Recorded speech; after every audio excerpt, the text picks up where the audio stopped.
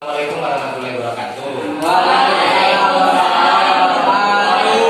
Apa kabarnya hari ini? Pada sesi pelajaran kali ini sejarah Indonesia ini di kelas 10 MIPA 2 ya. Kelas 10 MIPA 2 ini kemarin kan kita sudah belajar tentang praaksara ya. Belajar tentang praaksara itu sudah berbagai zaman kita lalui. Ya, zaman batu itu ada beberapa zaman. Zaman batu ada yang bisa menjelaskan, zaman kayu itu ada beberapa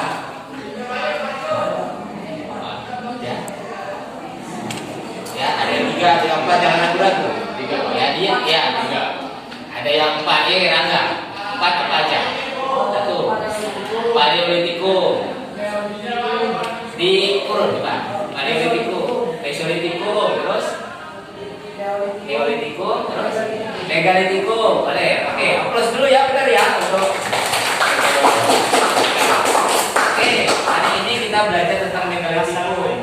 Ya, oh ya, senang sekali Pak Sofila datang di sini ya. Saya katanya mau dijadikan masalah kolaborasi. Oh iya, betul sekali Pak Sofila ya. Ada Pak, siap, Pak. Oke ya.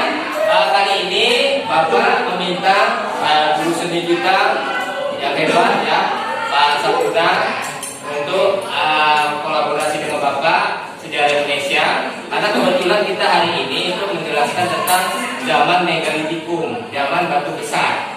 Nah, zaman batu besar ini ada salah satu tradisinya ya, zaman batu besar itu menyembah roh leluhur. Nah, roh leluhur ini bisa diwujudkan dalam bentuk patung ya, ada yang berbentuk batu besar kayak menhir, dolmen, sarkofagus dan lain sebagainya, dan kepercayaan inilah yang kemudian menjadi sesuatu yang ada di zaman Megalitikum. Megalitikum itu satu zaman dengan Neolitikum ya, zaman bercocok tanam. Nah, di situ ada penyembahan roh. Nah, penyembahan roh ini sudah mulai ditemukan adanya batu besar dan bentuk-bentuk patung dalam sederhana. Nah, patung kaitannya dengan materi seni budaya yang nanti bisa kalian tanyakan dengan Pak Sabuna sebagai guru seni di SMA Negeri 1 Gaza. Bukan begitu ya, Pak Sabuna ya? Ya. Nah, nanti ketika tentang patungnya, nanti kalian bisa bertanya banyak dengan Pak Sabuna. Nah, intinya patung itu kalau dari segi sejarah ya, kalau Bapak jelaskan, kalau patung itu sudah ada zaman praaksara. Tadi ada zaman Megalitikum, itu udah 200.000 tahun sebelum Masehi ya. Nah, zaman Hindu Buddha masuk ke Indonesia, patung semakin subur masuk ke Indonesia. Kenapa semakin subur? Karena agama Hindu Buddha lebih dekat dengan patung, diimplementasikan, diwujudkan dewa-dewinya itu dengan bentuk patung. Dewa Brahma, Wisnu, Siwa itu semua dalam bentuk patung, dan dewa-dewa yang lain. Dan ketika Islam masuk, patung berkembang enggak? Enggak. Kenapa patung tidak berkembang? Nah, karena di dalam Islam ada larangan menyerupai bentuk makhluk hidup yang sesungguhnya. Tetapi dalam Islam itu nanti ada bentuk yang lain ya. Jadi akan jelaskan singkat sama Pak Sabuna sebagai guru seni. Nah, mungkin demikian Pak Sabuna. Saya minta waktunya untuk menjelaskan sedikit tentang seni kaitannya dengan patung ya. Ya, sebelumnya aplaus dulu dong untuk Pak Sabuna di kelas kita.